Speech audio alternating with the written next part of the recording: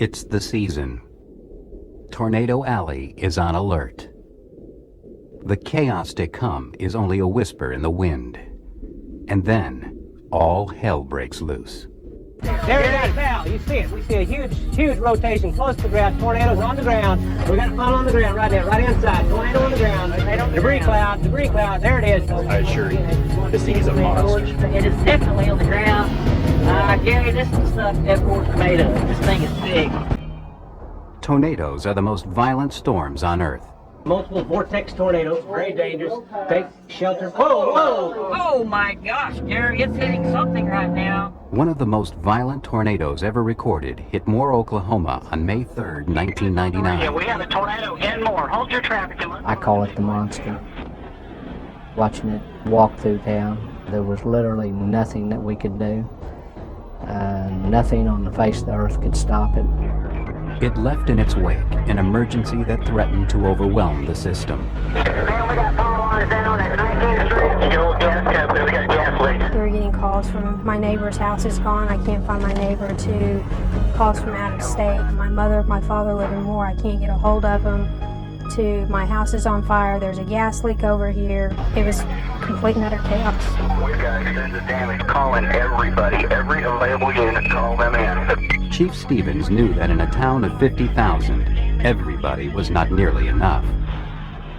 Until outside help could arrive, Moore's emergency teams would be on their own. You can have the best training in the world, but you wonder at the time, are you adequately trained for something of this magnitude? Would rescue workers be up to it? How would this monstrous storm affect their lives and the lives of those they rescue? It was time to find out. May 3rd, the night of the tornado, started out basically as any other day. As the day wore on, the reports of more serious weather were building. Conditions are pretty favorable for some explosive thunderstorm development. While meteorologist Gary England cautioned his viewers about the developing storm, Chief Stevens continued to monitor the weather reports. This particular day was a day that we had a city council meeting. 30 minutes into the meeting, city council members went outside to look at the sky. We walk out to the street and look to the west, and I knew that we were in trouble. It looks like to me, Gary, this thing is rapidly getting organized. The rotation has gotten much stronger. Val, it's a huge lowering. Yeah. And the intensities on the storm are increasing. My deputy chief went up on the roof and was trying to see what he could see from a better viewpoint. So I went up on top of the building and watched the tornado destroy our city. I started hearing an elevation of sound. And of course the thing was traveling like 40 miles an hour. It was moving pretty fast. And I still couldn't make it out. I kept looking and I kept looking, trying to figure out where this was. And it's just like all of a sudden the sound was there. It's like a big motor starting up. And I still couldn't see the tornado. And then I realized how huge it was. It was the cloud. This is a major tornado with significant proportions, wind speeds we don't know, but it's going to level most houses. The most powerful winds on the face of the planet are contained in these most violent F5 tornadoes, wind speeds of 300 miles per hour. It had a path length of about 38 miles. It had a path width of up to a mile. It was so big that it was consuming the whole area that I was looking at. And as it continued on, what it looked like was an upside down Christmas tree. When it was dark and lights were going off in it, lightning hitting power poles, a lot of electricity, rooftops coming around, exploding like glitter. You would have to call the tornado that hit Moore, Oklahoma a monster. It basically destroyed just about everything in its path, created total havoc. And it had a rumble to it. You could feel it. You could feel the rumble. My britches legs were moving. And it was just huge. It was terrifyingly beautiful. It was the most beautiful thing I'd ever saw, and it scared me. As the deputy chief watched from the rooftop, the monster destroyed a quarter of the city of Moore. Whenever it got past the McDonald's sign, that's when I realized it was on my house, and my wife was in the house. And that's whenever at that point, I really feel like I went into shock. I didn't know what I was going to tell people. I sit here and watched my wife get killed, and I didn't do anything about it. In just minutes, the cacophony of 911 calls deluged the dispatchers. It was pretty much, what's the problem and where are you at? It was to the point of, I can't get out of my house. Well, are you bleeding? Do you have any broken bones? Do you have a head injury? If they were okay, then the people that did have physical harm took precedence over them, and we just, we'll get there, we'll give the information to the fire department, police department, but just be patient with us.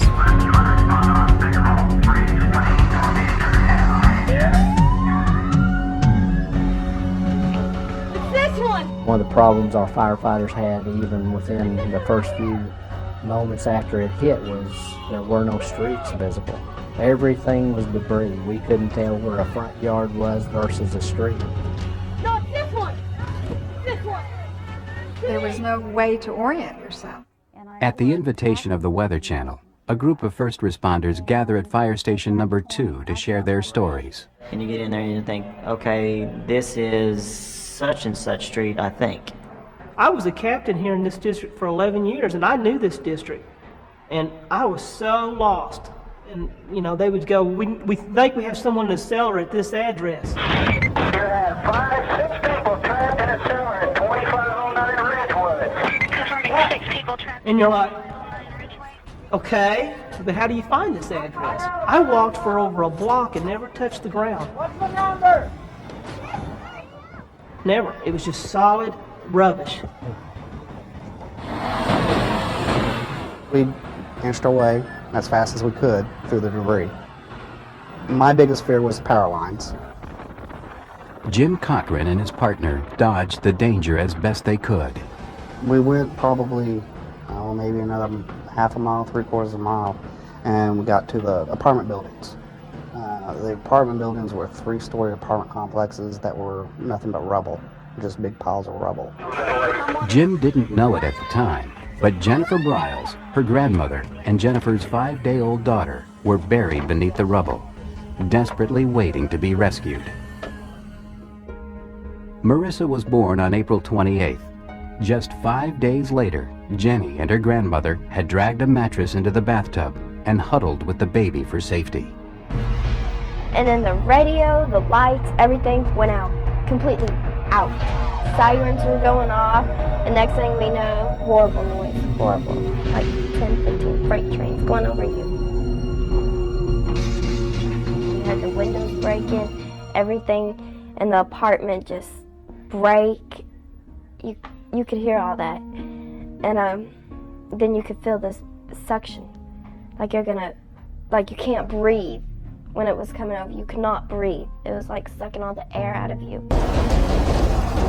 The wall came down on us, and we were crushed in there, We could not breathe, no air whatsoever, and then the water started leaking. I can remember hollering for help. I can remember saying, I got a newborn in here. My grandma was dying, help me, help me, help me. Hello! We're here! Help was on the way. It took a terrifying 45 minutes for rescuers to dig through the rubble. There's a baby and grandmother. When someone's trapped in rubble, they're very, very scared. They started digging off the rubble, and I kept telling them, I was like, stop, stop, it's gonna come down on us. You gotta quit, it's gonna come down on us. There's nails in it, go easy. They're very, very nervous. And so your job is to not only treat them and assess them, but to also reassure them and calm them down. They kept on digging, and finally they pulled off that one piece of the apartment. They pulled it off, and you could feel, it just felt like, oh, it felt so good to breathe that fresh air and everything. And they pulled it off. They said, give me the baby. Gave him the baby.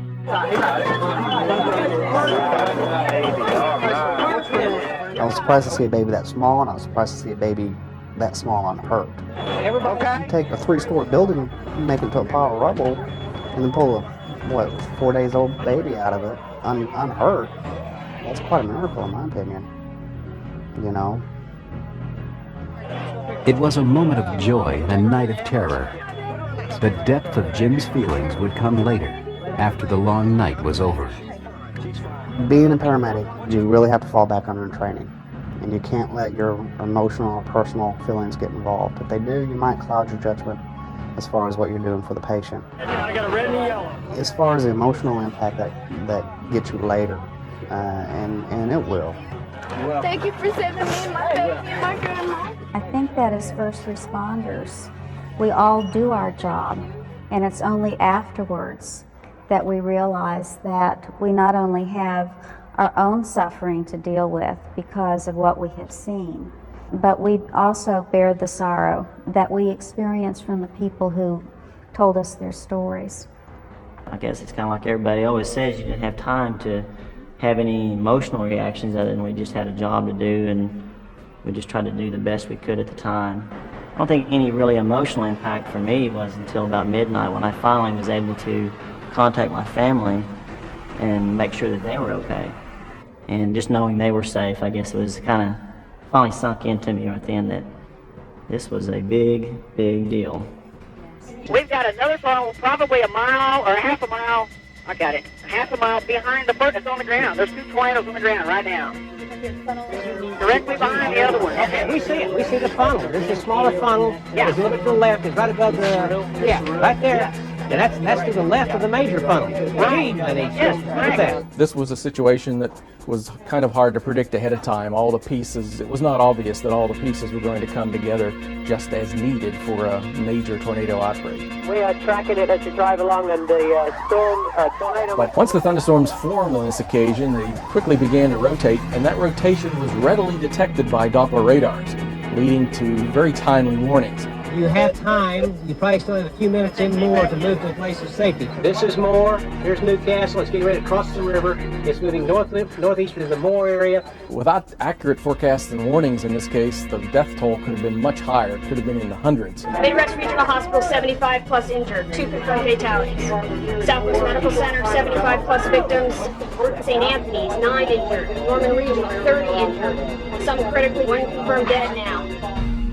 44 people died in this tornado, 5 of them in Moore.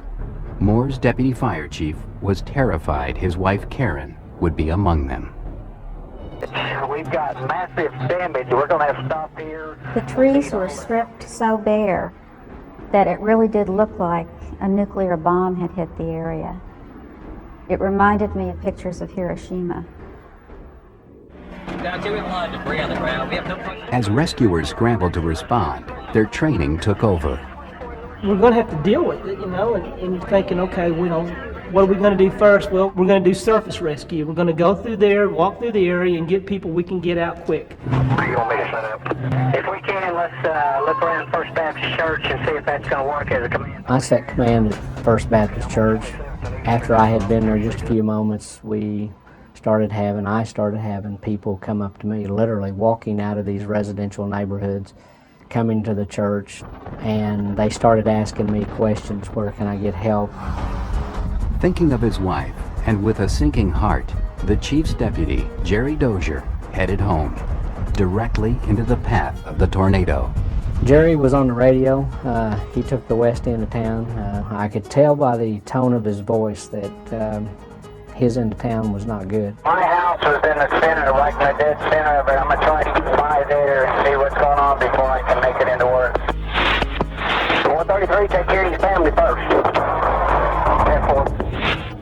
I knew she was dead. I had total confidence that she was dead, but I had a lot of hope that I was wrong. I'm wrong all the time. I had a lot of hope that, the tornado went further away than what I thought. It didn't really hit my house. It went someplace else different than that. It came from this way here and moved out towards that way. I was in a bedroom closet about right there. I heard everything crashing, everything flying around. You could hear it all. And then at one point, a big rush of cool air came in from under me. And I knew at that time it had picked the house up off the foundation.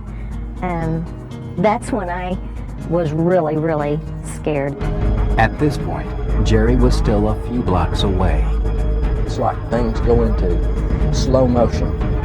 You can't move fast enough, but you're always trying to play catch up with a disaster. You can't prepare for a disaster that nobody else has experienced. It's so big, you know. This was the biggest tornado, and it was on the ground, and it was really more than I could handle. We have a very significant, possibly deadly tornado on the ground. That's where it is right now. It's just as big as it's ever been. It's got a massive circulation with it. Yeah, we see the whole darn thing coming down again, Val. Yeah, and it's headed in a bad direction. I just prayed. That's all there was left to do, was to pray. As the tornado started to leave, the winds caught me and sucked me out from the place where I was. I said to myself at that time, this is the day I'm going to die.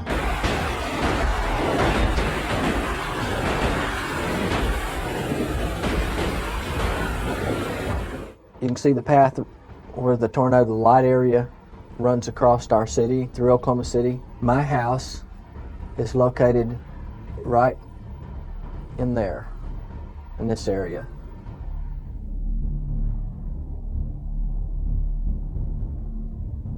There was a tiny little hole right above my head, and I reached my arm up. I pushed like a 2x4 off of me, and I had bricks down the left side of me, and I stuck my head up through that hole, and it was over.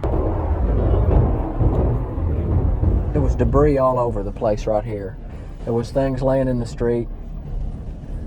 I came on up out of the hole, and there wasn't anyone else around at that point. No one else had come out yet. She was walking off the curb, and that's when I seen her first walking off the curb, and I pulled up and stopped. There wasn't anything left. There were no houses on either side of me, in front of me, and back of me. There wasn't anything. She said when she walked out, she thought she was the only person alive because it was all gone. At first I was so overwhelmed with it, I could hardly keep from crying. And then whenever I found her and found she was okay, it's like I did a primary search to find out if she had broken bones, and then I just went into the firefighter mode, and I was okay from that point. And then people started coming from everywhere.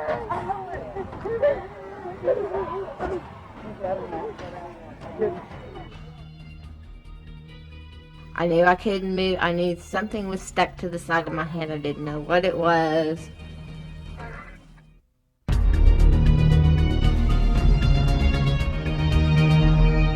Here we have a tornado on the ground, a brief touchdown. I see it. We've got dust, dirt, and debris on the ground right now. Tornado on the ground. There it is. Between Stecker and Surreal. Hey, this thing is getting bigger. It's a big circulation on the ground. It looks like it could be multiple vortex to me from here. I remember every bit of it, every second of it, it seems like. It was like a great big long bomb went off, and you were standing in the pit of it all, and nothing to work with. But dozens of injured people came to Jerry for help. It was incredibly frustrating. You think about somebody has a cut, well, okay, you can apply pressure to it, you can put a bandage on it. Well, we didn't have any bandages. We tear up a sheet. There was no clean sheets. It's like someone took everything that there was and put it in a great big mud bucket. And everything was dirty, so anything you did made things worse. Rescue workers urged the wounded to walk out of the devastation. If they could walk, we let them walk. And those are people we normally would have treated on a normal incident. They had to help themselves, and their neighbors dug them out. I don't know how many people was actually rescued by neighbors. I mean, so like you said, it was just, how many people actually ended up there at Southwest Medical? Well, that night we probably treated 120, but of the admissions we had like 30 that came and got admitted, and of that, then we also did 18 cases, surgical cases that night. Chris Carey had watched the tornado from the roof of the hospital. I was at the hospital, which is the tallest building in South Oklahoma City. I could actually see it moving through. Ranger 9 confirms power flashes, Gary. Ranger 9 confirms power flashes. You could see transformers blowing, almost like Christmas lights popping as they went through. And I could see the tornado pass, and so I came down the emergency room at that stage. When the tornado struck, Carey was the only general surgeon on duty. I was simply amazed by all of a sudden that 5 minutes you go from really 1 or 2 patients being there to organized chaos, as you said before. I mean, probably 20 or 30 different victims in there, being brought in mostly by passenger car while people were at the scenes, and each person had a story. Julie Rakestraw's story is one of the most remarkable. We have debris. It's ripping trees out of the ground at this point. It was extremely loud. Didn't really sound like freight trains or anything to me. It's just, you know, death. That was it. It was coming. It continues to be a very intense, possibly deadly tornado. You need to be below ground shelter. Julie and her 10-year-old daughter, Michelle, were only able to scramble to a hall closet when the tornado hit. My main concern was to keep Michelle as calm as possible. Like, you know, half my brain was saying, oh, everything's gonna be fine, and, you know, it's just gonna be over very quickly and all this and stuff. And the rest of me is like, okay, it's time to meet my maker. In the next moment, the walls and stuff were gone, and it felt like I was being slapped upside the head with a tree branch. But after it was over and done with, it's like, okay, the house is gone because I can see down the block. And it's like, couldn't see that before.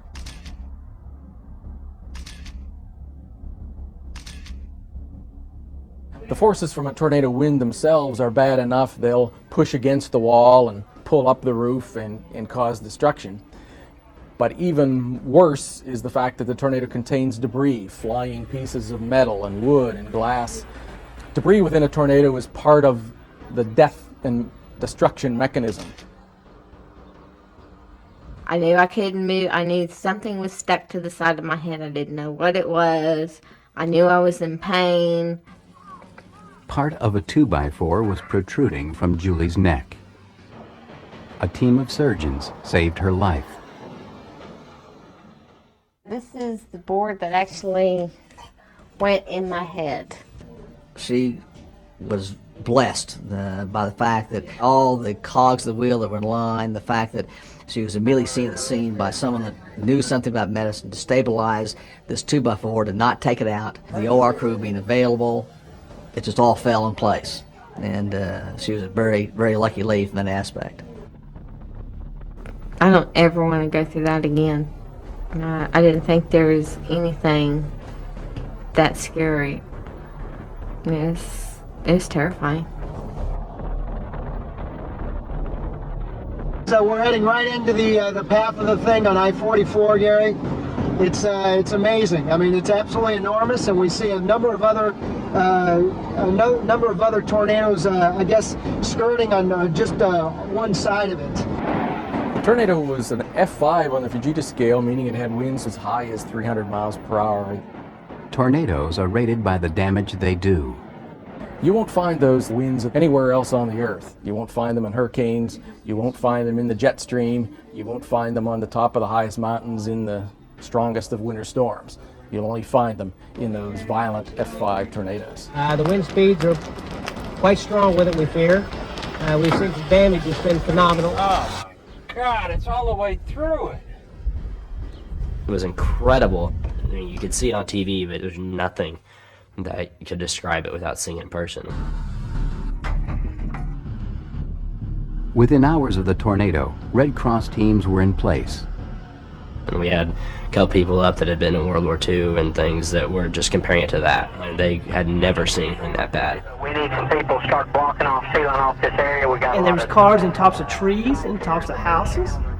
Like from us, when we were doing some of the search and rescue, the houses that we were actually in had came from across the road or across the other side. Dear God, see this as many times as you want, and that to me is that just leaves me speechless. That's, wow. We describe the winds of these F5 tornadoes as being incredible. They'll completely take homes and break them up into tiny bits, sweeping them away from the foundation, blow them hundreds of yards downstream. What was along here? And how was it attached to the concrete? And if anyone is in their path, the chances of survival are not very good. We've got extended damages. I don't know how far she flew or what hit her. We're this lucky to still have her. Holly is the Chambers family's favorite mare. She was in their barn when the tornado hit. When it was over, the barn was leveled, and Holly was 600 yards away. I had a pickup in the garage that flew 400 or 500 feet. So she's a lot lighter than a pickup truck. I have no idea, where she went or how she made it out. Veterinarian Mike Wiley had never seen anything like it. What happens when there's that much wind speed and that much debris? It's just, it's amazing. It's amazing anything lived through it. Leave your house and everything's in order and everything's where it's supposed to be. Come back 2 or 3 hours later and it's just gone. And I mean, we're not talking about it's just blown over or the roof's gone. I mean, it's just gone. There are splinters left. The Chambers family was safe, but Carrie's horses were gravely wounded. I had 2 horses outside and 2 horses in the barn, and I'm glad I wasn't there. I mean, I don't have any idea how the horses got out of the barn. The stalls were more or less like these, and it looked like a trash compactor had got a hold of them. The barn hadn't protected the horses, but what would? Researchers at Texas Tech are finding out. 3, 2, 1. Traveling at 100 miles per hour, this 2x4 goes straight through typical wooden siding. 3, 2, 1. The target missile is stopped only by steel-reinforced concrete faced between 2 walls of brick. 2, 1, fire!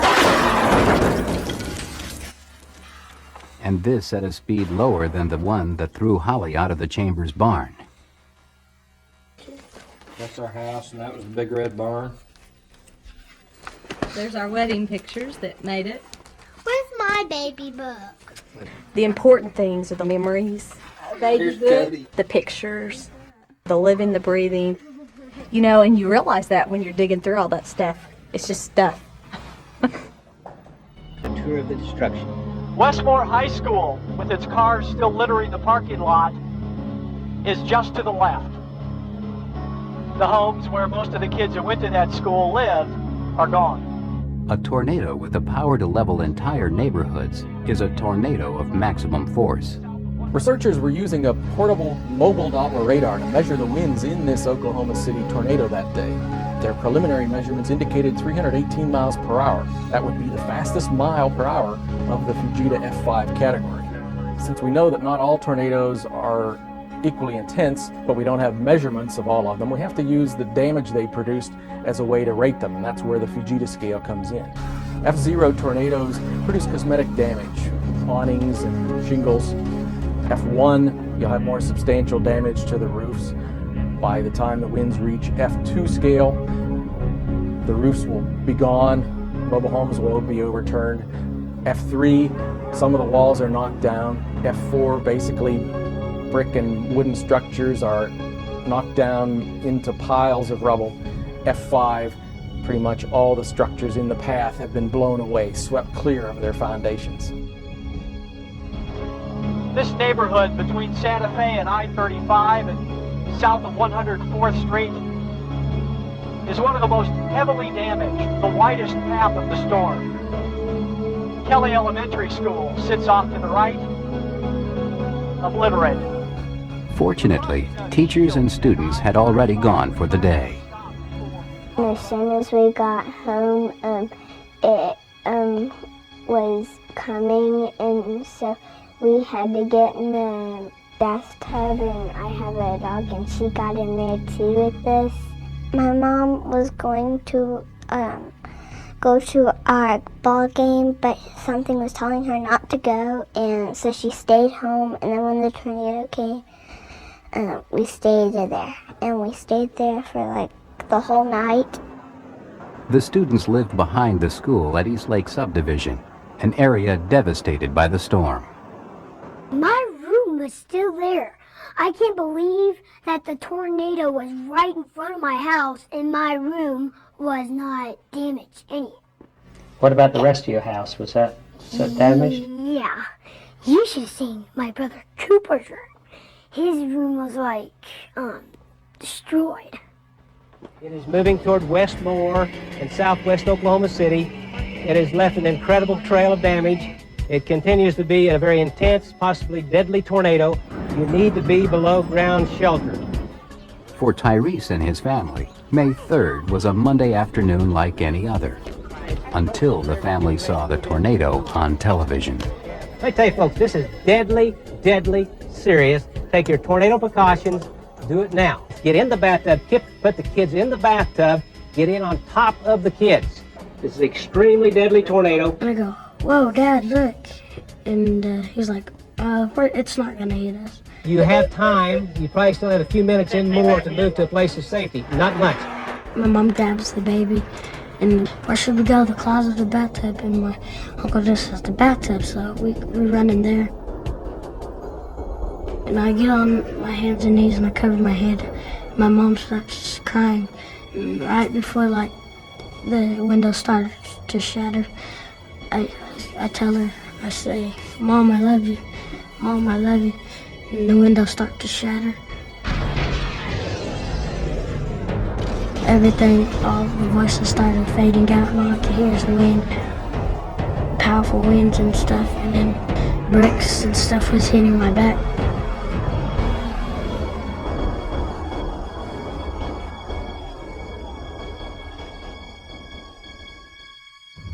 When it was over, Danette Rogers hadn't survived. Her children were wounded. Tyrese was taken to the nearest hospital, Southwest Medical, becoming one of Chris Carey's 18 surgical patients. Most of those people that first came in had just almost like shrapnel burns. I mean, where the gravel and trees and limbs would hit them. But it was just amazing to me, from my side, what I saw. I can't imagine what it was down in the heart of the storm. Joshua Werman can. As a meteorologist for the University of Oklahoma, his job was to get as close to the tornado as possible. Please go ahead 5 miles and deploy. The tornado's to the north of the road. Go 5 miles as quickly as you can. Okay. Werman was operating one of the university's 2 Doppler on wheels trucks. For severe weather researchers like Joshua, this tornado was the opportunity of a lifetime. Okay, down 2, just FYI, the tornado is north of the road about a mile and is about 5 miles east of us. So you'll be deploying sort of to its south. Working in tandem, the scientists maneuver to focus both Doppler trucks at the tornado. This allows them to triangulate wind speed and direction inside the funnel. When we get very, very close, we can see very, very small details. It's as if you were looking at your hand, but instead of looking at arm's length, you were getting up very, very close so you could see the fingerprints. On May 3rd, Werman got close enough to record these fingerprints. At times, these winds are approaching 318 miles an hour. The Doppler picked up what few have ever seen, the eye of the tornado. Oh yeah, look at that. That's stronger, nice. Oh yeah, that's quite strong. That's actually gone back to 0 and plus, so that's up at 20 meters per second now. That's getting stronger. Oh yeah, here it goes. The data from May 3rd is still being analyzed and is greatly contributing to our knowledge of tornadoes. We're much better now than we used to be in forecasting well in advance the most dangerous of these severe weather outbreaks. We're better now because we have better tools. We have more sophisticated satellites. We have powerful radars. We have more powerful computers. Right now, it's moving. Del City, Tinker, Moore. This tornado is certainly going to go down as one of the most significant of all time. There's mobile Doppler radar data on this. It's a well-documented tornado that will really be important toward our future understanding of how tornadoes form and their structure. Hello. Thank you so much. Oh, anytime.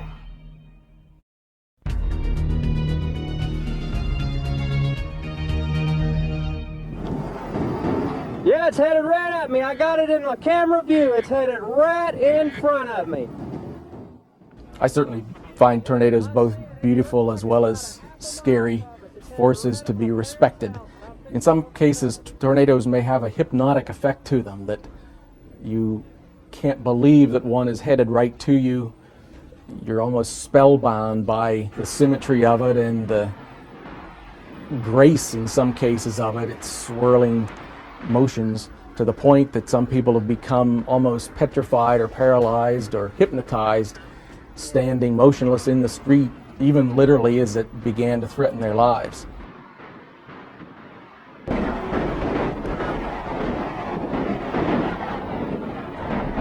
The public has a fascination with tornadoes. They love to watch tornado videos, but I think anyone who's experienced one would give a much different opinion of tornadoes. They would really describe them as monsters that have changed their lives forever. Used to, I thought, not us, not me. But after it walked through town May 3rd, I know better now. Numerous gas lines have been busted. No smoking. Okay? No smoking. People are amazingly resilient. They cope with amazing tragedies in their lives, and they come out of it with a renewed sense of purpose. That's your mom. See? See, Mom, she's pretty. She's got brown hair like yours. I'm doing good now. Whenever I think about her, I draw her, and I get out her pictures and look off of them and draw them. The most vivid memory is my wife standing there alive, dripping wet, muddy all over, her hair hanging down in her face, cold and scared. This whole deal wasn't about the material things of losing a house. You know, you can replace a house. It wasn't about any of where you were going to live or your clothes. The whole idea was that you were alive, and everything I loved was alive. Did you get nervous when thunderstorms come through? Holly was 9 days pregnant with Twister before the tornado. Twister's a nice colt, and it's amazing that he made it through all that. A symbol that, you know, life will go on. We will survive. Triumph. This is the part of the tornado that we want to remember. This is our rebuilding. That's what he means to me. And he'll probably grow up and won't be worth nothing, but he's worth everything to us. This is absolutely incredible. I tell you, this is deadly serious. We've been talking about it for an hour or two now. The damage is massive. And I'm surprised how many people actually survived it. It amazes me because from the sound, it should have wiped everybody out.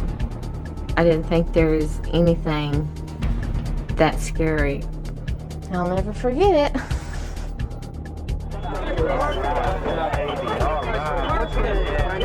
No one think a 6-day-old baby would survive through a tornado and all that rubber and everything, but she did. She did.